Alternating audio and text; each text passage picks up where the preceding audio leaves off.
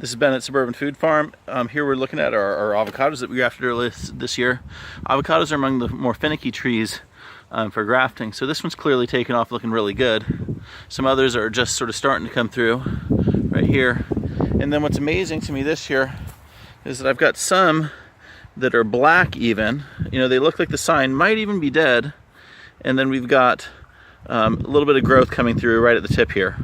So don't give up on those grafts. They can still keep coming. Same thing over here. So here's going to be a nice 2-on-1 tree. Got a graft there that's popping.